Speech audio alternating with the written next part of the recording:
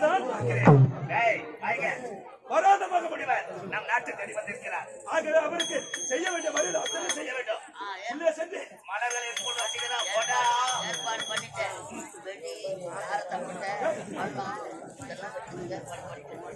சுவாமி, உங்களை பார்த்தது கிடையாது. இன்று நான் பார்க்கிறேன். உன்னை பார்த்த உடனே மிகவும் மகிழ்ச்சியாக இருக்கிறேன். சுவாமி,